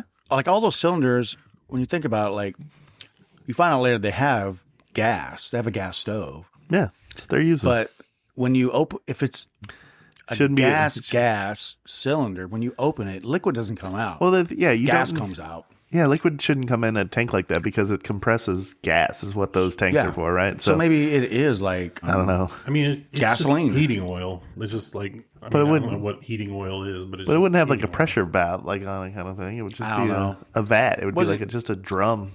Yeah, we're getting bogged down in this. Maybe there's a 3-hour Anyway, podcast. Petroleum used for heating. That's all it is. So their trick works, or their plan works, and Cooper drives the thing and jumps out, and Spoon's trying to light it with the worst matches in the world. Sarge comes out all like slow-mo Molotov and just right, and the barn blows up. That is a lot of explosions in this movie. That is when any doubt you had is now revealed. She says, "I'm sorry." Yeah. And before that, though, I mean, let's circle back just a quick second. We find out that Captain Ryan had authorization to use this other patrol group or this other unit as bait to catch one of these. You know, we do learn that. Yeah. And there was at one point where they wanted to be like, "Oh, you're awfully spry," and they were going to check his badge, and he's like, "Fuck you guys," and pulls out the gun, and then she pulls out the pot. He knocks the gun out of his hand, and his wounds are all fixed up, and he's 100%. That was before this. Yeah. So they get back, and Cooper's like, "They were never in the barn, were they?" And then she goes into her monologue about, "I thought you guys were going to get me out of here. You're my last chance. It doesn't look like that's going to work." And I have so many questions, but I'll save those towards the end on this. And he's like, "Women, you can't trust them." And they're like, she's like, and this is kind of weird. She's like, "You thought they were all bitches, but I'm the real thing." And she starts turning into a werewolf. And then a cliche. Werewolves in the house with the door closed behind them just stand up out of nowhere. She used that distraction to let him in the back door. Oh, that's right. That's what she did. Yeah. This is after Captain Ryan is revealed. Turned into a werewolf. Oh, that's right. Yeah, he starts turning, jumped out the window, got stabbed. Yeah, the sword stabs him in the back, and he runs out. And I think that's when we realize that he is like one of the guys in the picture. He's part of the family. No, he wasn't part of the family. He was turned when they attacked him, and he survived. No. Okay. So Captain Ryan? Yeah, I thought he was one of the family members. No, but that this was like a sport situation for them, like these operations were like AVP. No, he was sent there to capture one of them by some other special military unit. Yeah, he jumps out the window after he turns, which was a pretty good turn. Got to see his eyes and and then. So now we're kind of up to Megan. Up to her turning, and then is it Spoon or is the Sarge just pops out of nowhere and just puts one right between her eyes, and she goes down. We never see her again. We don't. So maybe shooting a werewolf in the forehead kills them. I don't think it would. But there's no werewolf bodies out there. Yeah. Yeah, you're right. There's no werewolf bodies. She was question later. The whole time. That's the thing. Yeah. So why did? I mean, one of my that's part of the question. Yeah, I've got a few. Yeah, why did she turn? Okay, so final showdown. Final showdown. Final act. We got Spoon, Sarge, Cooper that are left, and the werewolves are all over the place. Sarge and Cooper make it upstairs, but Spoon gets stopped. He was in the back, and the werewolf sticks his arm. The big giant arm guy sticks his arm through the railing and stops him from going upstairs, and he goes into the kitchen and barricades. Yep. Let's maybe take the kitchen scene and the upstairs scene in two different. Let's do the kitchen. Yeah. All right. Okay. So Spoon's in the kitchen. Come on. Yeah, he's got a gun, but he quickly runs out of ammo. Yeah. And one of the werewolves gets in, and we see a little boxing match. Yeah, we see between Spoon. a 5'6", 130-pound Brit, or what he was like 15 stone. Yeah, I don't know. 7 hands, 15 stone, and an 8-foot tall werewolf, and he's just going after him. He gets a knife, he stabs him, and breaks it off. He does the prison shank Oh yeah, and then he gets another knife while he's on the table, and just blood all over, blood going everywhere, and he just hacking away at him. And then he picks up a pan and does like a little Bruce Lee scream, and he's going to smash him with it. And another werewolf's there and stops him. And he gives an iconic line. Oh, yeah, I hope I give you the shits. Yeah. Hope I give you the shits. Yep. Okay, so he dead. We don't see him die, but Spoon's dead. And then we're upstairs, and Sarge went into a closet. He's on a toilet or something? I thought water closet, but maybe? Then, yes, maybe it's just the crapper in its own room, because Cooper is in the bathroom with a sink and tub. Now that I think about it, there's no crapper toilet room, yeah. So Everybody likes the toilet room. barricade. They're like, "Hey, where are you?" I'm in the Closet. He says the closet. The wardrobe. No, that was later. Later, they get in the wardrobe. So he's like, I'm in the, and he doesn't call it a closet. It says I'm sounds in like the he's closet, saying yeah. closet, but the subtitles called it something else. Yeah, subtitles didn't know. They guessed. He's in the crapper. He's on the shitter Water closet. with his feet up against the door. Right. And Cooper's in the other Laboratory. room. There was a few grenade scenes I thought were pretty cool. And they're coming down the hallway. Cooper barricades himself in. I'm in the shitter. I'm in the bathroom. He breaks like the sink off the wall to, I guess, create something to dig to through get the to wall. Cooper. To get to Cooper, yeah. Yeah. Oh, to get to Sarge. Yeah, I mean, And either way, then, they went in Cooper's. And so Werewolf sticks his head through the door, and Cooper grabs like the yeah. faucet thing and just like jams it into his forehead. Then he started using the spray can and fire. Oh yeah, the Sarge is in there with the, and yeah, he's got, get the fuck out of here. Cooper digs through the wall, and he's underneath Sarge's legs, and he's like, "Give me your knife. I'm gonna." So he starts digging through the adjacent wall. They get through, and they're in another room, and they quickly barricade that. The wardrobe. Yeah, they go in the wardrobe. And then he's like, "Let's go in the wardrobe." So Open there's your a mouth and skeleton cover. in the Open your wardrobe. mouth and cover your ears. and mind your toes. Oh, Your toes. mind your toes. Sarge shoots a fucking hole, a la like He used all 86 John rounds Wick they said they had. or some other movies where Right. they shoot the floor Just like that. awesomeness. The Matrix probably, and they fall down into the kitchen on the table, and They see Spoon's dead. it's like, "Where's Spoon?" And There is no spoon. there The is no watch. spoon, which The is watch. kind of like, it made me think of the Matrix. Yeah. When they're like, "How do you spin the couldn't- spoon? First, you must realize there is no spoon." Spoon. You couldn't That even would be tell impossible. if there was spoon because there was just guts on the There was floor. a watch. The watch that Sarge That gave was him. But like there was no body. There was guts on the floor. Yep. Even the bones had been taken. They were sucking them bones dry. They were. Yeah. There was, Different podcast, Mike. yeah. So they they pick up the table, barricade the door that was kind of bashed through. They have the whole, "You got to survive for my kids," and Right. I'm turning into a werewolf. I'll hold him off. I can't go back like this. I'll hold them off. And they see the trap door for the basement, which was hidden underneath the table the whole time.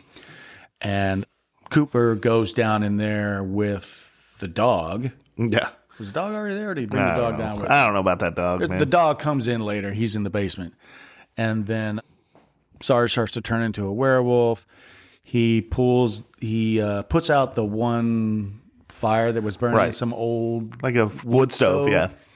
and finds the gas line, cuts it, and he's just waiting for it. Waiting. Looks at a picture of his kid, waits for the werewolves to come in. There's 3 of them in there at this point. Mm-hmm. But in my head, there's a total of 5 werewolves when you don't count Megan. Are you counting Ryan? Got one in the forehead. We Not don't know about counting him yet. Ryan. Okay. He's out running around.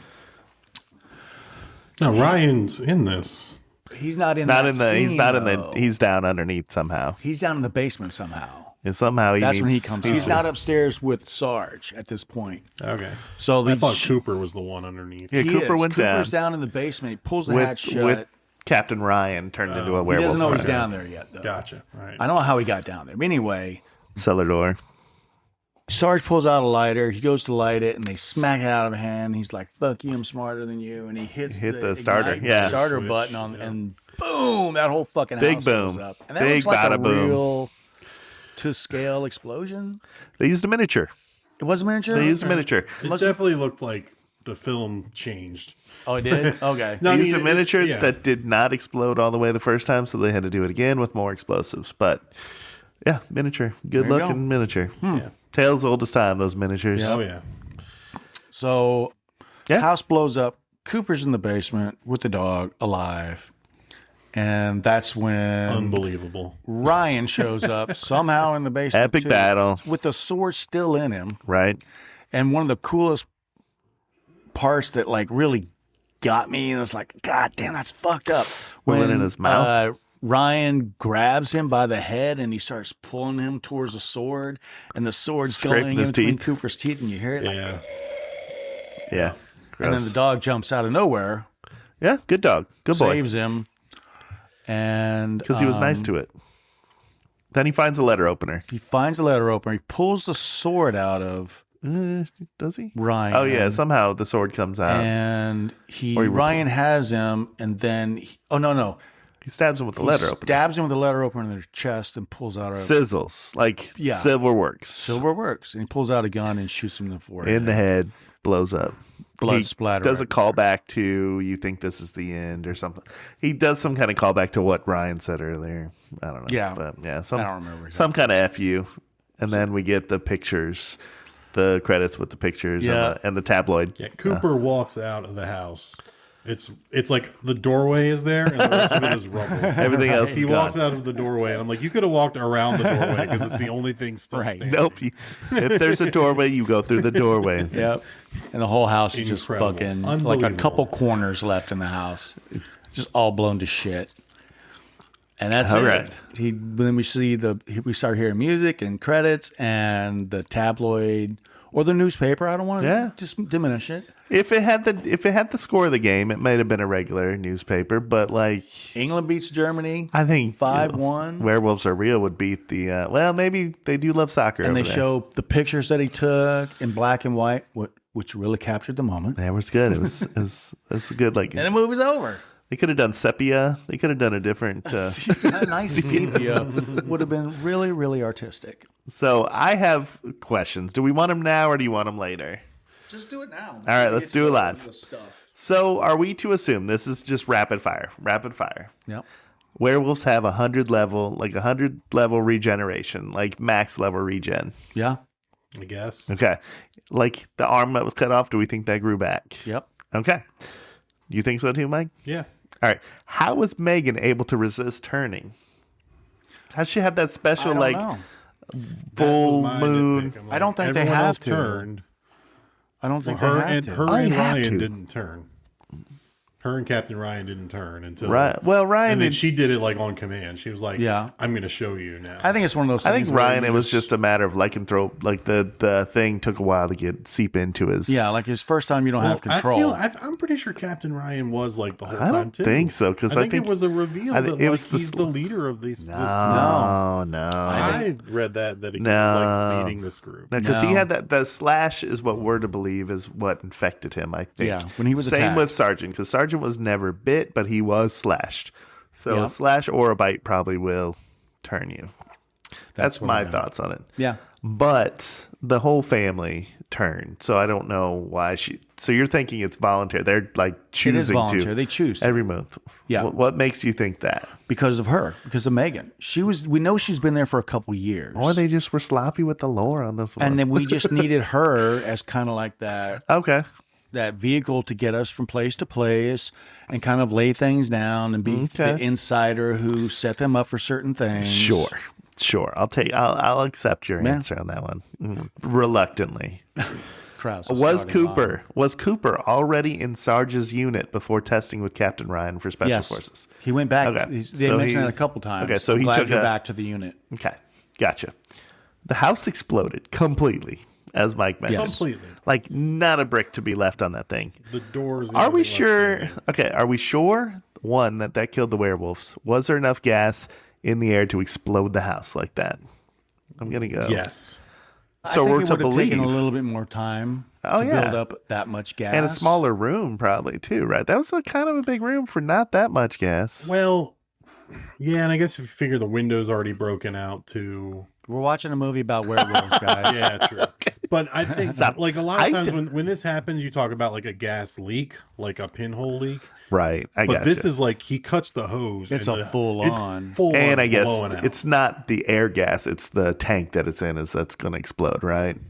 Essentially, probably. Whatever's in the air, too. Air's going to be It's like okay. natural gas or whatever. Yeah. Well, it's a gas line, like a It's natural going to be fire gas in the air and then explosion from whatever has the compressed. Well, anyway, you're saying fire in the air. That'll expand to like an explosion as well. Sure. We are talking about werewolves, so Yeah. All right, my last one, which is most important. Like, are we sure the werewolves didn't just get charred up? And like that could be a sequel. They could easily, if they're still werewolves. Well, this is wide open for a sequel. Yeah.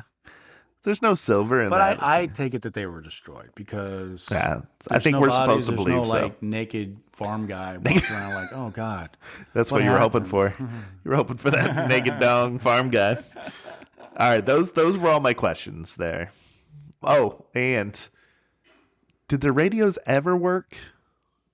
They never They used said them they until they tested tried them. to use them Okay, because they were under radio silence. right, absolutely. So they that's a couldn't? good setup for why they didn't use the radios to see Yeah. if they worked. Okay, all right, those are all mine. Mike, what are yours? No, you hit mine. Why was she able to resist turning Okay, at the full moon when the other ones were full on? Yeah. And then how did Cooper survive that explosion? Yeah, even Cooper, if he's down in a basement, it's underneath little it, hatch- right? Like it all rises. It's lighter than. Is it No, lighter doesn't than the rise. oxygen? It expands equally in every direction. Wherever the path of least resistance is where the Well, okay. weakness is, which fractures, and then But the there were explosion so many- appears to go out there and broadens. But that little hatch, he would have got something down inside. Oh. I don't know, man. It's a All right. movie. It's a movie about werewolves. Okay. Did you mention that this got a Metacritic of 67? I haven't gotten there yet. Oh, you're gonna do it. Yeah. Okay. So right after this, I'm gonna hit that. This is. I'll tell you what, guys. This was a bitch of a werewolf movie. That's what it says on the box. Okay. Okay. All right. What was the best kill? It didn't show Spoon,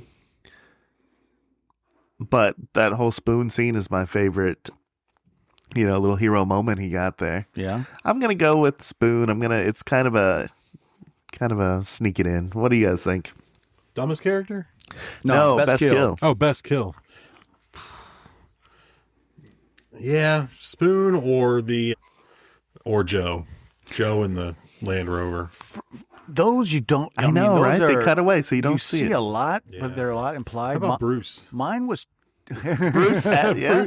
Bruce. Bruce, Running you through the see. branch. Bruce wasn't making it away from that. Like Bruce would have left everybody behind because he could have clearly run 75 miles an hour. Bruce turned into a donut. That's what he did. I picked Terry because you actually see he's alive. Oh, when they're getting eating eaten his- by the werewolf, and Okay. then gets his head bitten off while Okay. he's still alive. I that. accept your answer. That Yeah. is And then his technically head the gets best thrown. on-screen kill. Best on screen, yeah. Well, I mean, if you're not counting Captain Ryan, I guess you see. But yeah, Yeah, you do see his, but kind of. Anyway, yeah, I like Terry. Go. yeah. Next question, buddy. Could you escape this? Where did they go wrong? No. If I were in that scenario, I'm going to say no. I could not escape that. I mean, those are professional soldiers, Right. Yeah, no, this is an elite unit. Armed. armed professional Armed soldiers, to the teeth. and you can't hurt these. I mean, you can hurt the werewolves, but not enough to. Yeah, Bullets yeah, don't no. kill them. No, Yeah. Yeah, and I mean, Megan even says that tourists, hikers, whatever, go missing whenever there's a full moon or whatever. Like she, gives us that little exposition about. Yeah. maybe, This thing, and- maybe if you said, "Hey, Sarge, So, let's just get out of here." Regular people are getting taken. So these people that are soldiers, an elite group, like armed to death, they couldn't even really escape. No. Or maybe- us three. No, we're I feel like the big fork in the road was where she was like, "Hey, I know there's a house nearby." They could have What been decision? like, "Fuck that! Drive to the nearest town, Right, population center. population center." I agree. There were decisions that could But have that been doesn't made. make them stupid. That just makes them like they were susceptible. Everybody's in shock. She's the bad guy. They don't know it, so she takes him to this house, which seems like it would be a safe place. Oh, I forgot to ask my other question. What was her plan? Her, What was her plan? I fully What believe is her damn plan? Her plan was to get out of there. She could have just ran away anytime during like the middle of the month. Yeah, she had a car. She no, drive it's around her in her own family car. place, isn't it? Yeah. No, she was my idea of how she got there was She was taking all those so photos. that special division military that Ryan and his men were asked to go out and capture the werewolves Yeah. by. She was a zoologist, part Consulted of that, by- yeah. or hired to consult with them, and was sent out there to kind of look around and stuff. And she's like, "Oh, sure, I will go do that because I'm a zoologist. I like nature." And she went out there and ran into the family and somehow got turned And like lives with them now. and though. lives with them. Yeah, And is like So controlled she is by them. part of the family. she's part of not the part of pack. the family. She's living with them. part of the pack, She's though. a guest. Yeah. So maybe they can find her if she tried to escape without them killing the werewolves first. Maybe she had hope for Maybe she them just to be didn't have able- enough gas to get away. Like they don't give her enough Probably. gas to get away. They don't give her enough gas money. Right. Yeah, I don't know what her plan was. Here's what Wikipedia says, so that because I think we're all like all over the place. So You're all over the place. I guess I am. So all over under the place. interrogation, Captain Ryan reveals he was sent on a government mission to capture a live werewolf for study and exploitation as a weapon. Yep. Cooper's squad was bait and is considered expendable. An enraged Wells and Cooper attempt to kill Ryan, but he transforms into a werewolf and escapes into the forest. It's revealed that the Youth family, Yep. Yeah. Youth family, Utah family. Yep. yep, the owners of the house are werewolves. Yeah. So he is not one of the family members, but he was sent there to capture one. Yeah. and Right. Use this group as bait. Okay. Military wanted Got it. to, yeah. I thought he was one of the family members. No. He And thought then- there was only one taking the Right. tours. What do they say about her? And then for Megan, it says where Megan told them the werewolves must be hiding was the barn. However, Megan then reveals that there were no werewolves in the barn, that she herself is a member of the UA family, that she unlocked the back door to let the other werewolves in. Before she fully transforms, Wells shoots her in the head. Cooper runs upstairs while Spoon fights a werewolf in the kitchen. He gains the upper hand, was killed by a second werewolf. So this says Megan is a member That's of the what I UA thought. family. But she wasn't in the. She was the one took taking the picture. photos. That was That's part why of she this, wasn't. like- Yeah, and Cooper says that. Yeah. You Yeah. weren't in the picture because you took the photo. She knew her way around So that she's camera. Right. Not as well as she is a family. Yeah, she lied. Yes. Yeah. Okay. Ryan was not, she is. That I thought both of them were, like they were related. learn That something didn't new every fool day. me. Always learning. Yeah. Okay. Okay. Let's see.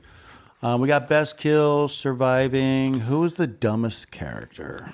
Probably the one who ran into the branch. Yeah. And he couldn't figure out how to unjam his gun. Couldn't figure out how to unjam his gun. Ran into the branch.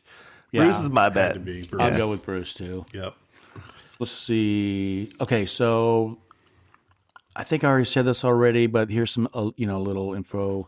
Spoon's demise was filmed and by all accounts rather gory, but Marshall felt that seeing him torn in half with his innards spilling out across the floor would have killed the high of his punchline.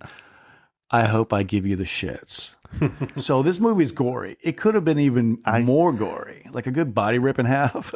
I mean, I would have been fine with it. I mean, like it didn't, to me, it would have been like hey, he fought his best. It was an epic kill too to go with it, right? But anyway, I don't think epic that would have line, ruined the epic line. kill. Right. Yeah. Hope I give you the shits. Some of the corpses hanging around in the basement were originally created for and used in Event Horizon. Oh, nice. Yeah, they're Nice. props created for Nice. Event Horizon. The tomato is 82%. A solid. I agree with that. Popcorn, only 79. Close enough. I kind of feel like it would have been, critics don't pick up on humor of horror as much as horror fans. Or they're comparing it to better movies, like which He you don't just need said to do. better. What are you going to say I'm about talking that? they look at horror and they compare it to The Godfather. Oh, I got They you. They're compare it taking to themselves Citizen Kane. too Yeah. seriously. Can't Right. do We've that. talked about that. Yeah. And then on IMDb, I saw it was 6.7, which is pretty high. 6-7. Right.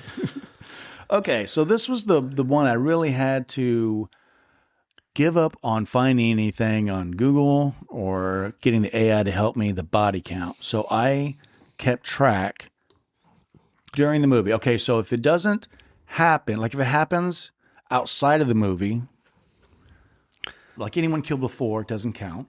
Right. Okay. That's usually our rules. The elite squad that was there. That should count, We right? don't know how many people there were. So That's true. They don't count. You can't put a number on them, so it could be You saw 100, the- it could be 3. I think it's more in that 5 range, though. We also don't count animals. Oh, I have the dog. Dog lived there, right? I just did put that in. Oh, that dog. yeah, that dog. Can I get that dog? Can I shoot that Can I dog? shoot that dog? Okay, so we got the first 2 Christy Gnome on the campers. podcast, everybody. Oh, Wow. the first 2 are the campers. They're dead. Oh, they did. Oh, Yep. I'll take the dog out. Okay. Bruce impaling himself. Right. Terry getting pulled out through the window. Joe Joe Mama. Yep. driving the car and the werewolf in the backseat. Okay. What are we up to so far? 5. Spoon showdown in the kitchen. Okay. The Sarge blowing up. Megan in the forehead, plus and we know there's 5 werewolves. Including and Ryan or not? After this movie is over, we assume that all 5 of those werewolves are killed. I do, at least. The blowing up, maybe the one that got jammed in the head with the spigot, because Megan gets shot in the head and she dies, and then Ryan also gets shot in the head and he dies, even after he got stabbed with that silver thing. Yeah. So that adds up to 2, kryptonite. 3, 4, 5, 6, 7, 8, 13, 14. Woo! 13, 14. 14. 14. 2 campers, 1 Bruce, 1 Terry, 1 Joe, 1 Spoon, 1 Sarge, 1 Megan, 5 werewolves, and Ryan. Captain Ryan gets it in the basement. Okay. Yep. 14 is what I got. I'd take your answer. I don't know why that was such a big deal for them to keep track of. Because they were Sounded pretty easy. Well, 4 werewolves get killed from getting shot so much, and then there's the 3 that get blown up. And I'm like, no, you guys are missing. I mean, it is feasible to believe that there's other Megan-type werewolves out there where it's like they were turned on accident and they just kind of were part of the pack. So I don't think so. She said that family had been there for centuries. Yeah, but it's Like what I'm saying is there's no other houses. it's feasible that 50 they miles. lived with them or something. They just weren't part of the family, so they didn't get to be in the photo. No, I'm with you though. I like the core 5 werewolves. Okay, what do we give it for the gore score? Lots of goo, Lots of blood, lots of guts. There's head thrown, a gooey head thrown. I'm starting with an 8 at least, right? Well, I'm giving this a 10, guys. No, Mike's coming in. Well, look, we just did Martyrs, and we gave Martyrs 9.5, right? And because we were like, it's not Terrifier, and Terrifier is the only 10 we've done.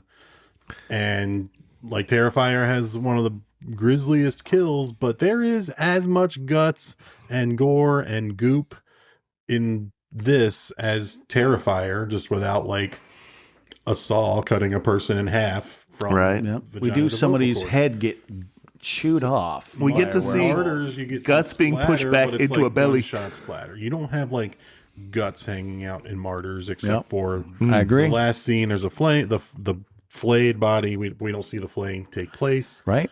There is guts and goop, and it's And gory. nasty. I give this a 10 as well. This is a 9.5 to a 10, guys. Yeah. All right, fine. I'll go up to a 9. I mean, it kind of loses, like seeing someone getting slashed in the back with one of those old barber razors is And somebody closer taking to I can believe it being reality, so I can sympathize with the pain more than I can sympathize with the pain of, somebody getting eaten by a werewolf. Yeah. But if it's just objective gore and splatter, gore score, I say this is a 10 as well.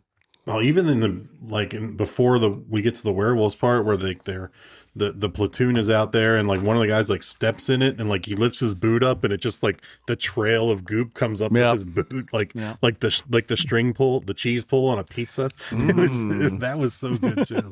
Making me hungry now. I need some mozzie sticks now. What do we got? What are we going with? Did we talk you into a 10? You talk me into a 9 because I think some of it falls under the bucket of blood stuff. But yeah, the opening the van, pouring out, yeah.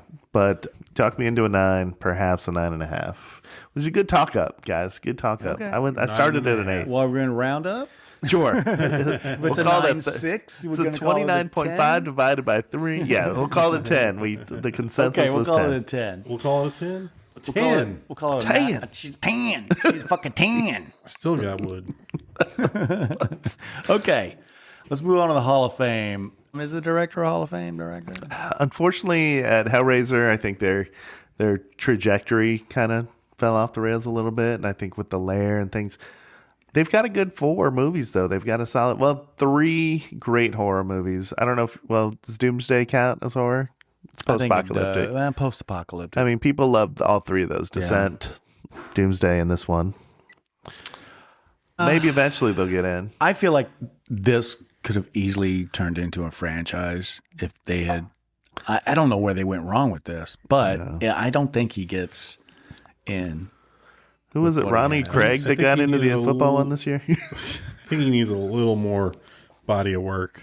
I don't think, and maybe like for For the Brits, he is. British Hall of Fame. I mean, like The Descent in this film, huge in Britain. Here in America, not as much, but Mostly Dog Soldiers, mostly unknown. Right. This doesn't have to be just a American Hall of Fame, but American.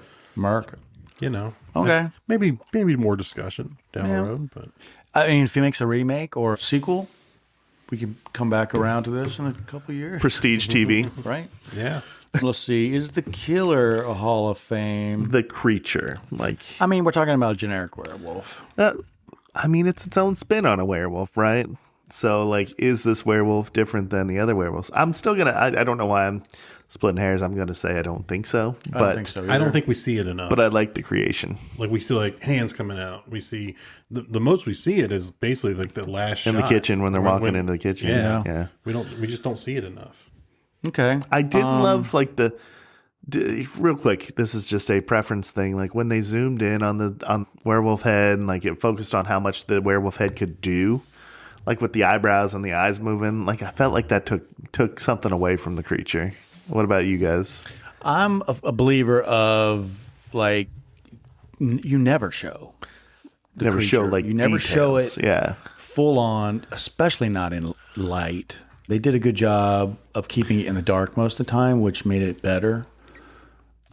I don't dislike the way they did it at the end where you see the whole thing because it is really dark. Right. You don't get to see a lot of The detail. budget. I mean, they did their best, but yeah, If there were they some showed parts it that took more, me out. if they had a higher budget, they'd have CGI'd these things that have been way worse. Yeah, it was important to Neil Marshall that they didn't want to do it, right? They didn't want to take it out of they didn't want you to be impressed with how the CGI looked. They wanted you just to be in the movie, right? What's our next question for Hall of Fame stuff? Let's see. Props. Are any of the heroes protagonists Hall of Fame? Dude, I loved Spoon. I love Cooper. I love Sargent. I don't know, though. It was just I one don't movie, think so. and it's not Yeah. it didn't really have a big impact. Yeah. People are talking about like, man, that Cooper. Right. For the rest of the show, Atticus is going to be with us too, by the way. He just popped in. Say hello, Atticus. Hello. All right.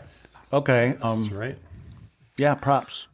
Okay. What do you got? Props. Any Letter opener. If you just saw a letter opener, would you know it was no? Like even if it was in a horror hallway, would Even you though think? I've seen this movie 50 times, I don't think I could pick that letter opener out of a lineup. The sword it looks like King Arthur type sword. Yeah. Bruce on the tree. Bruce on the tree. That's just stand that up. No, I think it's pronounced. I say it's pronounced Bruce Almighty. the werewolf mask. Yeah, Yeah. That's it's pretty good werewolf. very good and clearly Dog Soldiers for me. Like if I see like somebody create a prop head, The design of the that's Dog Soldiers. okay.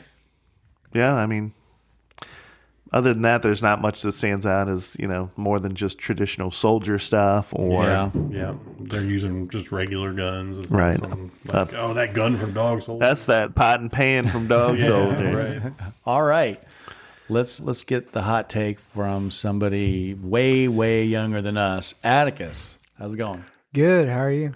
I'm good. What did you think of this movie? I thought it was actually a pretty good movie. I really enjoyed it. Like, I was either thinking it was going to be like a movie like Dawn of the Dead, which was going to be shit, or a movie that was going to be like Cabin in the Woods, which was going to be good. Because you also picked Cabin in the Woods, right? Yep. This was more on par with like Cabin in the Woods for me. Like, I really enjoyed it. I thought like Spoon was amazing because like he boxed the werewolf. Yep. So that was like probably the highlight moment for me. Anytime you get to see somebody go mano-a-mano with Like the Jason 8 showdown on the top of the building in Manhattan. Actually, like similar, but I think Spoon would have found a way to keep effing this thing up if he didn't get backup from. Yeah, if like no another other werewolf. werewolves came in, I think it would have been an easy accomplishment for Spoon to take it out, especially if it had like the letter opener. You know what I mean? I mean, he was doing a pretty good job with that kitchen knife. I imagine if you cut a werewolf up enough, it is out. But I do kind of feel like he was fighting probably the weakest of the werewolves in the boxing match in the kitchen. Wow. I think that was. Even tell. I think a werewolf. I think that was the werewolf. alpha. I think he was. No, I going think the after alpha came in and grabbed him before he could put the pot down and when Spoon got I think he was going to find a way to kill that thing, man. I think if you remove its head, you got, 100 level regeneration or not. Like, use the sword, to remove its head? The sword was stuck in Ryan at that point. Well, I know, but, why did he stab him? Why didn't he just, try to cut him? Cut the head off. That would have been so much easier. In my fighting werewolves days, I think Spoon would have been the first one in maybe any movie to, in hand-to-hand combat, kill a werewolf. He was winning. He was beating the shit out of that werewolf. If you just ripped a werewolf heart out or something. Yes, it's ate it. Then he turned into one, though. Okay, Atticus. I also, I thought it was interesting how they, showed kind of the transformation with, the Captain Ryan. Yeah. That was interesting. I wanted Ryan to die, not get turned into a werewolf, just die. He was such a right. He didn't care if he was a werewolf or not. He's like, I hope he dies. Was that right away when he killed the dog? Yeah, dude. I just wanted him to die. He was a dick. It was. I did not like him. Captain he was not Ryan. nice. And I wanted Sarge to live. I thought he was going to live too. Sarge was great. I mean, he could have lived. He could have got. You only be a werewolf once a month, right? They could have driven out that's to what I was Scotland saying. somewhere. That's what I was saying. Just tie me up for once a month. I mean, Go hang out with my kids. Less than I normally get tied up. Wink, wink. Okay, Cooper, hear me out. I'm gonna go in the basement. Right. There's a gas line over You there. got some chains. I didn't look. I don't know. You think that story's true that super glue was invented? It for was, the military yeah. applications, It not was, for yeah. gluing teacups back together. It was invented as a Everything field I've dressing. heard is that yes, it was.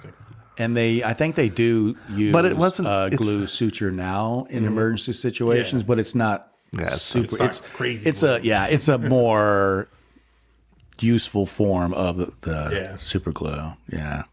Cool. What else you got? Did you like the werewolf design? I liked how they were taller almost. They seemed a lot taller than Right. werewolf in London, American Werewolf or something. Yeah. What's that So those important. I guess he ran in at the end of American Werewolf in London. He was on all fours, right? So it was just they wanted these werewolves to be upright for sure. Which I thought was cool, and I thought it was one werewolf, but it was kind of cool seeing multiple werewolves, right? Because it was a bunch, which usually you get one werewolf and you're done. I mean, I'm sad it wasn't kick him in the nards, but That would have been nice. That would have been a nice touch. Yeah. At what point did you know Megan was maybe bad? When she was giving them the "I want to have sex with you" stare.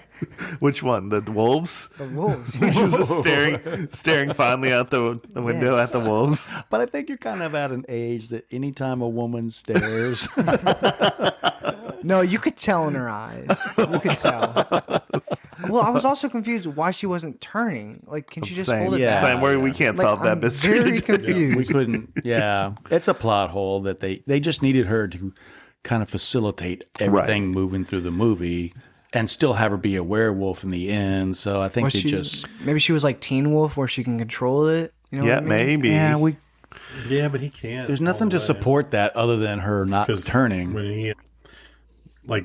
When he gets angry, he wolfs out. He can't really control. Yeah, well, it. she That's never why got he has to, angry. go I under think the you're thinking of the bathroom. Incredible Hulk. No, it's No, yeah, I you're know right. you're like right. at the I'm just kidding. basketball game. At the No, dance, but then he and shut it off. wolfs He out. he turned it off. At that very end, he controlled it. At the very, very end, he comes to the basketball game and is Yeah. like, "Hey guys, no wolf today." But the rest of the time, he's like, somebody gets him upset, and that's when it comes out of him, like the Incredible Hulk. Yeah, but except for the very last scene, which this movie could have used one of the werewolves playing basketball or doing somersaults on top of the Land Rover as they're driving down Main Street scene. Could have used one of those. That would have been great. But All right. Where's this fall on your werewolf list? Probably number one. Because I can pick them. there's Anything else? only 2 werewolf movies I've seen. Didn't you watch, See, did you watch that Howl underrepresented. movie with us? On the train. Train one? No, did I? Wait, I don't know. I have no idea. What about Hotel Transylvania? No, I'm thinking of Wolfman. Is that? Oh yeah, we watched that Wolfman one. wasn't bad. What'd you think of that? Compare those two. Wolfman was weirder. I Okay. like this one more. Okay. than Wolfman. More action. And I like Yeah. that the head would look like a wolf. Not just like a man? human, A man wolf. a big jaw, and teeth. Yeah. Like a wolf man. Man bat. It was just really like the fight scene with Spoon and the werewolf. Like that's That like was dope, yeah. that's just like probably one of my favorite scenes. Cooper was Yeah. great, and Sarge was great. Yeah, a lot of good stuff packed into these. Was it better that these characters were British? Did that up the comedy aspect for us Americans? Yeah. Like Yes. the way they talk and bollocks this and Born. hope we give you the shits. Like if they break in, just pan them because like we wouldn't say that. Oh, shit. Right. what was my other line is, okay, we're in full on out of exercise mode. If Goldilocks shows up with a bazooka and a bad attitude, I want you to chin that bitch. Yeah, like Americans aren't saying that. Like shit that bitch or Chin that bitch. yeah. And just I also liked how like enthralled they were in with like football, but like it was of course soccer. That's not football. So and by default, we're leaning in to read these subtitles. So we're like already interested. You know, Yeah. we have to focus. I think this premise for me, the soldiers running into whatever, it is always good for me. I'm always in. And I think this movie could easily be remade. Sure. Or It's like- even like a 25-year later sequel, easily. Love movies where it's just like, hey, we assume that we can handle any threat, but despite being the most advanced militaries in the world or whatever, you're going to run into like dragons or werewolves or whatever it is that you can't handle. Or xenomorphs. Right? Xenomorphs, Aliens. exactly. You know about that acid blood. Okay. Any final thoughts, guys? Any final thoughts on this movie? Whatever you got. Let's go with Atticus first.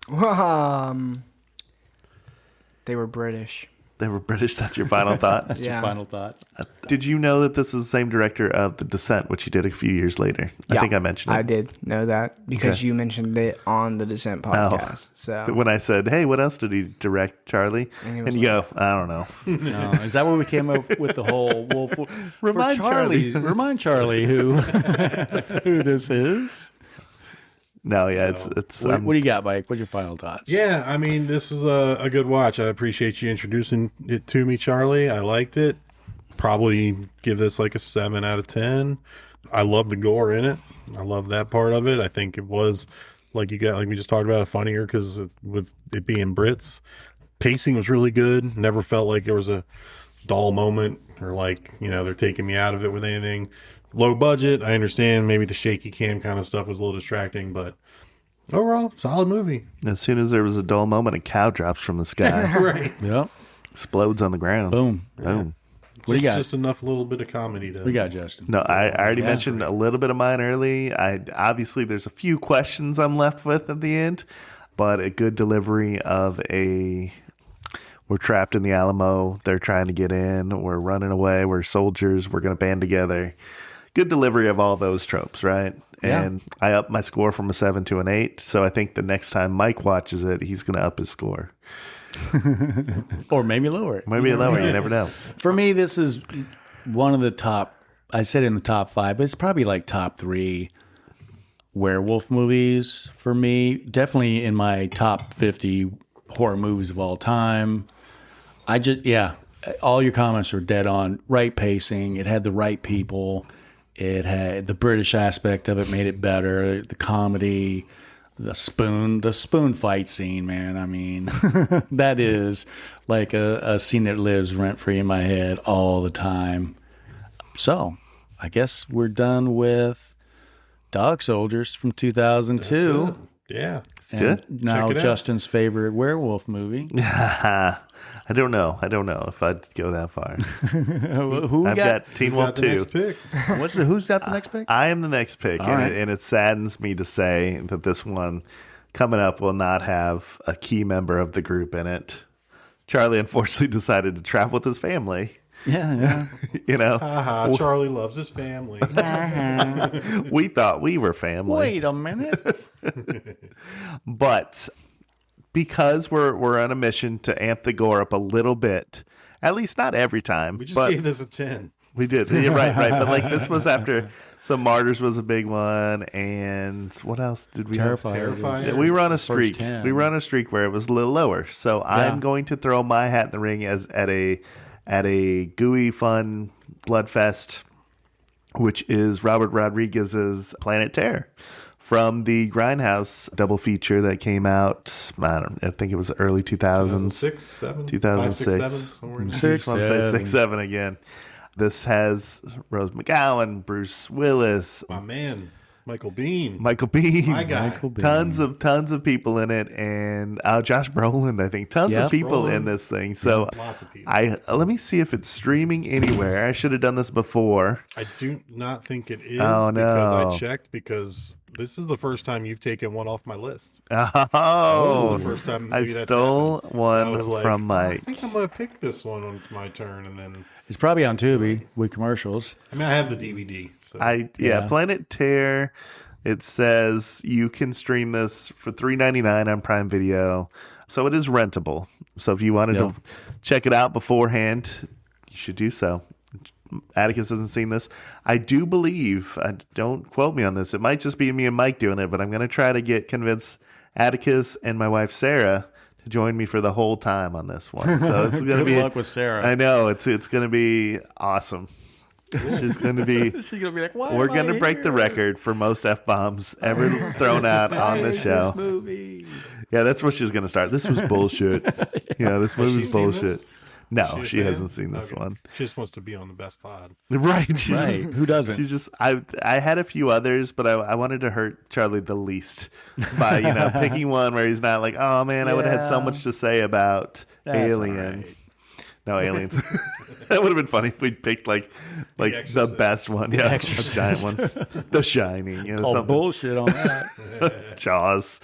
Something. Evil Dead. Any of the big ones. So, speaking of Evil Dead, Charlie and I both bought our tickets for October's Scarefest in Lexington. Yep. We're going to see Bruce Campbell and a bunch of Raimis. All the Raimis. All the Raimis. And the Delta is going to be there. The Delta's going to be there. We're trying to a convince Delta. Mike to go. I got littles, man. Yeah. All right. Dress them up like Deadites. It's fine. Deadites. All right. Who's taking us home on this one? I think this is something that Mike has nailed. So I think we just leave it to the pro. Leave it to the pro. Somebody said that before. Somebody. But all right. If you like what we do here on All Guts So Gory, please rate and review wherever you listen to your podcasts. Make sure you follow us on Instagram at allgutssogorypod, where Justin has fallen behind updating. Oh my Instagram gosh, I'm so feed. far behind. But there's, check that out. And then that's the best thing you can do for us. Rate and review wherever you listen to your podcasts. And Tell some friends, write us some letters. yeah, you can drop some notes in the fan mail in the show notes here of this episode. And make sure you watch these movies that we do before you listen to the episodes, because we spoil all of them. Oh, every with our time. Thoughts. So sounds like Planet Terror is up next. And we also, Planet Terror is not up next. Check your calendar for what's coming up next later this week. I'm not going to say any more. Just check your calendar for what's coming up later this week. But like towards the end of the week, right? towards Is that the what you're end of talking the about? Yeah. Not like Not Saturday. Yeah, not Saturday or Thursday, but yeah, one of those days. Yeah. Yeah. And then, then Planet Terror will be our next one after the next one. So 2 movies away will be Planet Terror. So for All Guts So Gory, I'm Mike. Atticus, thank you. Charlie, great pick. Thank you. Justin, thanks for the space. Oh. All Guts So Gory. Andy, take us home. This is the end, friend.